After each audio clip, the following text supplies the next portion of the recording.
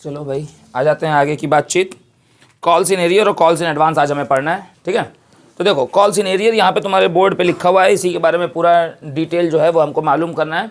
Calls in arrear जो होता है उसका मतलब क्या है कि जब कंपनी कॉल्स पे पैसा मांग रही है, ठीक है, और आप being as a shareholder पैसा उसका नहीं मिल पा रहा है। अच्छा, कॉल्स इन एरियर सिर्फ कॉल्स पे ही नहीं होगा, एरियर मतलब होता है बकाया, ये सिर्फ कॉल्स पे ही नहीं होगा, ये अलॉटमेंट से ही हो सकता है। तो सर एप्लीकेशन पे क्यों नहीं होता है? क्योंकि एप्लीकेशन पे हम पहले पैसा देते हैं, इसलिए एप्लीकेशन पे ये प्रोसीजर नहीं हो सकता है।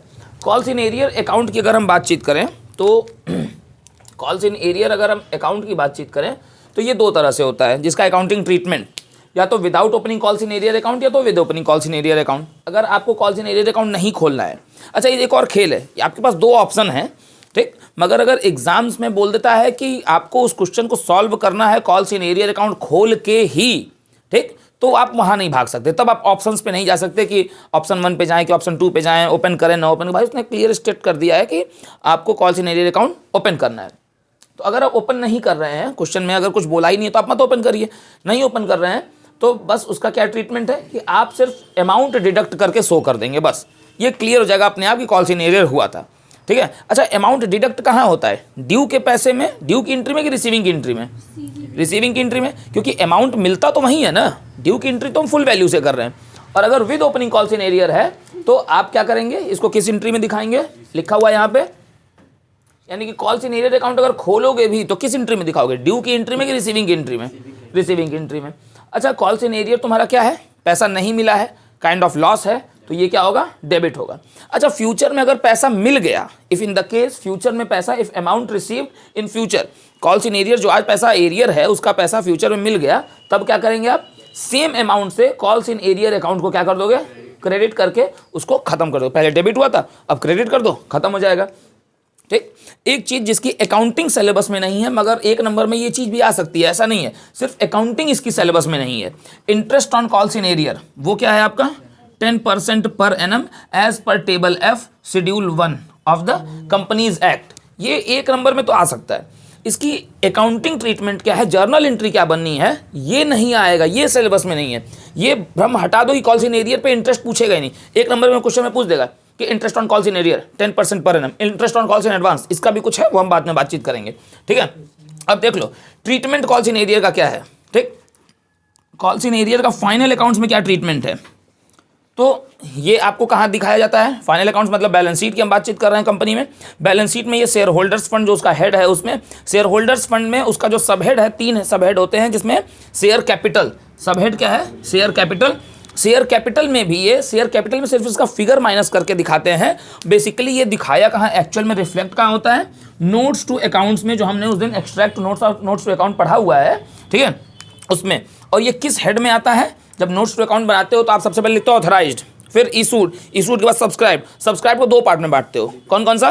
Subscribed and fully paid up, subscribed but not fully paid up. तो कॉल्स इन एरियर है तो वो कहाँ आएगा? Subscribed but not fully paid up capital में, नोट्स टू अकाउंट्स में आएगा। फिर यहाँ जो पैसा माइनस होगा उसको आप शेयर कैपिटल में, शेयर होल्डर्स फंड में, बैलेंस शीट में दिखा दोगे। क्लियर हो गई बात? कॉल्स इन एरियर का मामला क्लियर हो गया, इसको नोट करो, फिर कॉल्स इन एडवांस पे आएंगे। कॉल्स इन एडवांस देखो भैया, कॉल्स इन एरियर अकाउंट जो है वो ऑप्शनल है, मन करे ओपन करो, ना मन करे ना करो। क्वेश्चन में अगर लिख दिया कि हाँ करना है तो करना ही है। कॉल्स इन एडवांस के साथ ऐसा कोई ऑप्शन नहीं है कि मन करे तो करो, नहीं मन करे तो ना करो। It is necessary to open calls in advance account, आपको खोलना कंपलसरी है, ठीक है। कॉल्स इन एडवांस को आप रिफ्लेक्ट कहाँ करेंगे? ये भी आपको किस एंट्री में करनी है? ड्यू की एंट्री में नहीं करना है, रिसिट की एंट्री में करना है। क्लियर? अब कॉल्स इन एडवांस आपको पहले पैसा मिल जा रहा है, प्रीपेड, आपको पहले ही पैसा मिल जा रहा है शेयर होल्डर से, तो ये कहाँ जाएगा भैया? क्रेडिट साइड में जाएगा, ठीक है। जो आप रिसिट की एंट्री जब बनाओगे, जैसे आपको फर्स्ट कॉल का पैसा अलॉटमेंट पे ही मिल गया, ठीक है, तो कॉल्स इन एडवांस क्या होगा? अलॉटमेंट की ही एंट्री में कॉल्स इन एडवांस क्रेडिट हो जाएगा। फिर से मैं रिपीट कर रहा हूँ, फर्स्ट कॉल का पैसा अलॉटमेंट की एंट्री में मिल गया, अलॉटमेंट के ही टाइम, ठीक है। तो अलॉटमेंट की जो रिसीविंग की एंट्री बनेगी, bank account debit to share allotment, उसी के साथ साथ एक और लाइन चिपका लोगे, टू कॉल्स इन एडवांस, ठीक है। अब आगे जब वो एडजस्ट किया जाएगा तो उसको बस क्या कर देना है? डेबिट कर देना है। अगली रिसीविंग की एंट्री में आपको उसको क्या कर देना है? डेबिट कर देना है, ठीक। Interest on calls in arrear कितना था? 10%। Interest on calls in advance कितना है? 12%। टेबल एफ शेड्यूल 1, ये चीज़ याद रखना है। यानी कि कंपनी एरियर पे, ठीक है, कंपनी एरियर पे जो है वो आपसे इंटरेस्ट कम लेगी, मगर अगर आपने कंपनी को पहले पैसा दे दिया तो कंपनी आपको पैसा ज़्यादा देगी। क्लियर है बात? ये फंडा बस याद रखो, तो 10 और 12 याद रखना ईजी रहेगा। फाइनल अकाउंट्स में ट्रीटमेंट क्या है? कॉल्स इन एडवांस का ये प्रॉपर बैलेंस शीट में शो किया जाएगा। बैलेंस शीट में ये करंट लाइबिलिटीज में आता है। कौन सी लाइबिलिटीज में? Current liabilities. और करंट लाइबिलिटीज के किस सब हेड में? Other current liabilities. क्लियर हो गई बात? याद रहेगा। Interest on calls in arrear कितना है? 10%। और interest on calls in advance कितना है? 12%। कॉल्स इन एडवांस जो है वो आपको ओपन करना नेसेसरी है, ठीक। एरियर हो या एडवांस हो, दोनों ही कहाँ रिफ्लेक्ट किए जाते हैं? अगर एंट्री हम कर रहे हैं तो रिसिप्ट की, ड्यू की एंट्री में नहीं होगा, ठीक है। तो बाकी सारी चीज़ें हो गई। एडजस्ट कहाँ होगा? अगर भैया एरियर है तो डेबिट होगा, तो एडजस्ट करते समय क्रेडिट होगा। एडवांस है तो पहले क्रेडिट होगा, तो एडजस्ट करते समय डेबिट हो जाएगा। फंडा क्लियर? चलो नेक्स्ट टॉपिक। फुल सब्सक्रिप्शन पढ़ लिया है। अंडर सब्सक्रिप्शन में जितना मिला होता है उतना ही पे अकाउंटिंग होती है। ओवर सब्सक्रिप्शन, ओवर सब्सक्रिप्शन में 3 केस है। ओवर सब्सक्रिप्शन का मतलब ये समझो कि मान लो कि एक कंपनी जो है वो इशू करती है कितने शेयर्स? Issue 10,000 shares.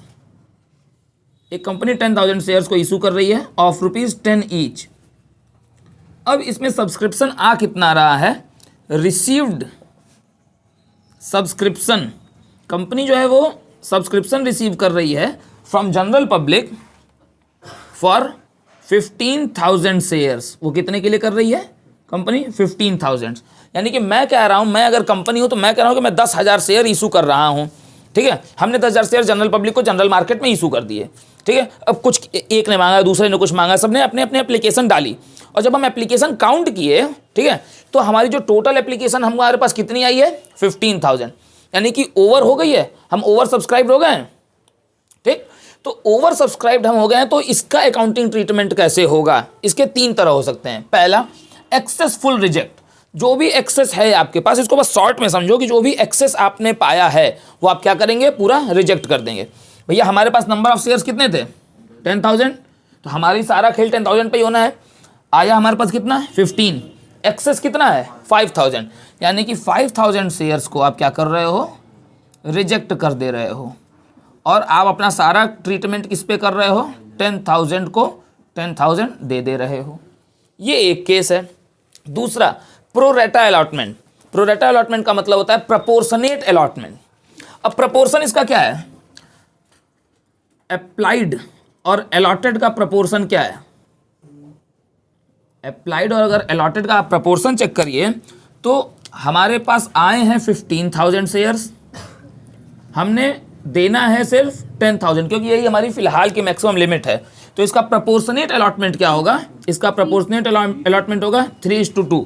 यानी कि अगर आपने 3 शेयर मांगा है, ठीक है, कोई दिक्कत नहीं है, अगर आपने 3 शेयर मांगा है तो आपको कितना शेयर मिलेगा? 2। आपने 30 मांगा है तो 20, 300 मांगा है तो 600 मांगा है तो 600 मांगा है तो 400, ठीक है, 1500 मांगा है तो 1000। इस प्रपोर्शन में ये अपने को मालूम होना चाहिए। और वो प्रपोर्शन किसका चलेगा? अप्लाइड और अलॉटेड का। एप्लीकेशन कितने के लिए आई है और कंपनी, अलॉटेड मतलब कंपनी के पास शेयर्स हैं कितने, कंपनी कितना अलॉट कर सकती है, तो जितना इशू की होगी उतना ही तो अलॉट कर पाएगी ना, ठीक है। और तीसरा केस, सवाल इसी से आने हैं, ठीक। थर्ड केस है पार्शियल रिजेक्ट, पार्शियल प्रोराटा। अब कंपनी क्या कह रही है? कंपनी कह रही है कि हम 3,000 शेयर्स को रिजेक्ट कर दे रहे हैं। अब हमारे पास अप्लाइड कितने बचे? अब हमारे पास अप्लाइड कितने बचे? 12,000 बचे। और हम अलॉट कितना कर सकते हैं? अप्लाइड 12,000 बचे, अलॉट कितना कर सकते हैं? 10,000। अभी भी प्रोराटा होना ही है ना, इक्वल तो आया नहीं है, अभी भी प्रोराटा होना ही है। इसका रेशियो क्या आ रहा है भैया आपका? 6:5। यानी कि जो भी आपका अब अलॉटमेंट होगा वो कितने पे होगा? किस रेशियो पे? 6:5। यानी कि अगर आपने 120 शेयर्स मांगा है तो आपको कितने शेयर्स कंपनी देगी? जितना मांगोगे उतना तो नहीं मिलेगा, उससे कम ही मिलना है, ठीक है, ओवर सब्सक्रिप्शन में। तो आपने अगर 120 शेयर्स मांगा है तो आपको कितना मिलेगा? 100। 180 शेयर्स मांगे हैं तो आपको कितना मिलेगा? 150। ये प्रपोर्शन पे चलेगा। क्लियर हो गई बात। अब इसकी एंट्री देख लो, इतना पहले नोट करो फिर इसकी एंट्री मैं बता रहा हूं। अब इसकी एंट्री करते हैं। ओवर सब्सक्रिप्शन का अकाउंटिंग ट्रीटमेंट क्या है? तो ओवर सब्सक्रिप्शन की जो अकाउंटिंग ट्रीटमेंट है वो तो मैं लिख रहा हूं, मगर वो किस एंट्री में होगा? रिसीविंग की एंट्री में होगा कि ड्यू की एंट्री में होगा? पहला सवाल वो होगा सर ड्यू की एंट्री में। इसका सारा अकाउंटिंग ट्रीटमेंट किस एंट्री में होना है? ड्यू की एंट्री में होना है। यहाँ पे मैं लिख दे रहा हूँ ये ड्यू की एंट्री में होना है। ठीक है। अब ड्यू की एंट्री क्या होती है? आपको कहाँ पता चल जाएगा कि ओवर सब्सक्राइब आप हो चुके हैं? एप्लीकेशन पे कि अलॉटमेंट पे कि कॉल्स पे? एप्लीकेशन पे ही पता चल जाएगा। तो एप्लीकेशन की एंट्री में, अब एप्लीकेशन की रिसीविंग की तो एंट्री तुमने कर ली, कितने पे? 15,000 शेयर पे। 15,000 शेयर पे रिसीविंग की एंट्री तो कर ली। अब ड्यू पे आते हैं। ड्यू की एंट्री तुम्हारी क्या बनती है शेयर एप्लीकेशन की? वो बनती है share application debit to share capital. अब शेयर कैपिटल में कितने शेयर का पैसा जाएगा? सिर्फ 10,000 का जाएगा। बाकी जो 5,000 पे एक्सेस है, अब मान लेते हैं कि वो ये थर्ड वाला केस था, ठीक है, क्योंकि इसी से आने हैं। ठीक है। जो 5,000 पे एक्सेस है उसमें से 3,000 पे पैसा रिफंड कर दिया गया, रिजेक्ट कर दिया गया। तो जो 3,000 पे रिफंड हुआ है उसके लिए आपको लिखना पड़ेगा यहाँ पे टू बैंक। यानी कि ये टू बैंक आप किस चीज़ के लिए लिख रहे हो? रिफंड के लिए। जो भी पैसा आपने रिफंड कर दिया है, रिजेक्ट कर दिया है। और 10,000 पे तो यहाँ काउंट होना था ना। शेयर कैपिटल कितने पे काउंट होना था आपका? 10,000 पे। 3,000 आपने यहाँ क्या कर दिया है? रिजेक्ट कर दिया है। Then what about that 2,000? वो 2,000 रुपये क्या होंगे? 2,000 शेयर्स का पैसा क्या होगा? क्योंकि जिन लोगों ने इस प्रपोर्शन में आपने अलॉट किया है 6:5 में, तो उन 2,000 वालों के पैसे को आप कहाँ आगे एडजस्ट करोगे? वो पैसा आगे एडजस्ट होता है अमाउंट ड्यू ऑन एप्लीकेशन, ठीक है, will be adjusted against amount due on allotment और कॉल्स एज द केस में बी। अलॉटमेंट और कॉल्स पे तो अगर मान लो कि सिर्फ वो पैसा अलॉटमेंट तक ही एडजस्ट हो जाए, हम न्यूमेरिकल देखेंगे तो वो बात समझ में आएगी। ठीक है। अगर वो सिर्फ अलॉटमेंट तक ही जाता है तो आप यहाँ पे टू शेयर अलॉटमेंट लिखोगे। मगर मान लो पैसा इतना ज़्यादा मिला हुआ है कि अलॉटमेंट के बाद भी अभी बच रहा है पैसा, ठीक है, तो इसमें दो केस होंगे। या तो एक्स्ट्रा रिफंड होगा, और नहीं रिफंड होगा तो उस पैसे को अब कॉल्स पे भी एडजस्ट करना पड़ेगा। तो जब कॉल्स पे एडजस्ट करोगे तो पहले कौन सी कॉल आएगी? फर्स्ट कॉल की सेकंड कॉल? ठीक है। तो हम यहाँ पे क्या लिख देते हैं? Two share first call. जी नहीं सर, यहीं पे हम लिखते हैं कॉल्स इन एडवांस। आप यहाँ पे ये गलती कभी मत करना कि आप लिख देना टू शेयर फर्स्ट कॉल या टू शेयर फाइनल कॉल। नहीं, आपको यहाँ पे जब आप ओवर सब्सक्रिप्शन को एडजस्ट कर रहे हो और अगर पैसा कॉल्स पे भी जाता है तो उस पर्टिकुलर कॉल का नाम नहीं लिखा जाता है, सिर्फ क्या लिख के छोड़ देते हैं हम? कॉल्स इन एडवांस, और बाकी पूरा पैसा हम इसमें क्या करते हैं? डाल देते हैं। क्लियर हो गया? ओवर सब्सक्रिप्शन का पूरा खेल जो है वो खत्म हो गया है इसमें। आज की आखिरी बातचीत, opening of joint application and allotment account, क्योंकि ये आजकल बहुत ही ज़्यादा प्रैक्टिस में चल रहा है और इसके क्वेश्चंस भी बोर्ड्स में आते हैं। ठीक है। जॉइंट एप्लीकेशन और अलॉटमेंट का अकाउंट, मतलब इसका मतलब ये है कि एप्लीकेशन और अलॉटमेंट दोनों का अकाउंट एक साथ ओपन होगा, पहली चीज़। तो इसके एंट्री का प्रोसीजर समझो। अब मान लो कि एक कंपनी है, ठीक है, बेटा ये बुक दो ना, ठीक। जैसे यहाँ पे हमारे पास एक क्वेश्चन हम उठाते हैं और यहीं से हम बातचीत कर लेते हैं और फिर मैं ये चीज़ समझाता हुआ चला जाऊँगा। जैसे एक कंपनी है जो एप्लीकेशन पे ₹3 मांग रही है और अलॉटमेंट पे ₹2 मांग रही है। कंपनी की जो पॉलिसी है कि वो कंबाइन एप्लीकेशन और अलॉटमेंट अकाउंट खोलती है। ठीक। कंपनी ने एप्लीकेशन पे कितना मांगा है? 3, अलॉटमेंट पे कितना मांगा है? 2, और कंपनी की पॉलिसी है कि वो एप्लीकेशन और अलॉटमेंट अकाउंट कंबाइंडली खोलेगी। ठीक है। यानी कि बातचीत क्या हो रही है? 5 की। अब इसकी एंट्री क्या बननी है? आप जब भी इसकी एंट्री बनाओगे तो चाहे रिसीव की एंट्री बनाओ, चाहे ड्यू की, या जो भी एंट्री बनाओ, आप एंट्री में share application and allotment word साथ में यूज़ करेंगे। एप्लीकेशन सिर्फ नहीं यूज़ होगा, सिर्फ अलॉटमेंट नहीं होगा, अलग अलग एंट्री अलग अलग करनी है, मगर वर्ड एक साथ यूज़ करना है, share application and allotment account एक साथ। अब ये कहाँ कहाँ और कैसे कैसे होना है? सबसे पहले आप क्या करते हो? एप्लीकेशन के रिसीव की एंट्री बनाते हो। एप्लीकेशन के रिसीव की एंट्री बनाओगे तो यहाँ पे एंट्री क्या बनेगी तुम्हारी? एप्लीकेशन की रिसीव की एंट्री क्या होती है? Bank account debit to share application, मगर यहाँ पे जॉइंट अकाउंट खोलना है तो अलॉटमेंट लिखोगे। ठीक है। मगर मैंने यहाँ लिखा हुआ है कि सिर्फ आप रिसीव की एंट्री में भले से लिख तो दोगे एप्लीकेशन एंड अलॉटमेंट एक साथ, मगर आप अमाउंट क्या डालोगे, सिर्फ एप्लीकेशन वाला डालोगे, यानी कि दैट इज ₹3। क्लियर हो गई बात। फिर अगली एंट्री आप ड्यू की बनाओगे। ड्यू की एंट्री में आपको दोनों के अमाउंट को ड्यू करना है, क्योंकि देखो रिसीव एप्लीकेशन रिसीव होने के बाद ड्यू करते हो और अलॉटमेंट भी ड्यू करते हो, तो दोनों ड्यू को आप कंबाइन कर लो। एप्लीकेशन और अलॉटमेंट दोनों की ड्यू की एंट्री, अगर रिफंड भी इफ इन द केस है तो वो भी, फिलहाल यहाँ पे रिफंड है नहीं, ठीक है।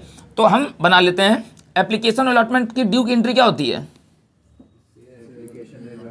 एप्लीकेशन हो या अलॉटमेंट हो वो डेबिट हो जाता है और क्रेडिट क्या होता है, शेयर कैपिटल। अब आपको जो अमाउंट डालना है वो एप्लीकेशन और अलॉटमेंट दोनों का पैसा मिला के डालना है, यानी कि 3 + 2 कितना डालना है, 5। क्लियर। जिसमें से ₹3 तो आप रिसीव कर चुके हो ना। अब रिसीव करना कितना बाकी है, ₹2 अलॉटमेंट वाला ही। तो रिसीव में सिर्फ अलॉटमेंट की एंट्री अब बनेगी, मतलब अलॉटमेंट का जो पैसा रिसीव कर रहे हो सिर्फ उसकी एंट्री।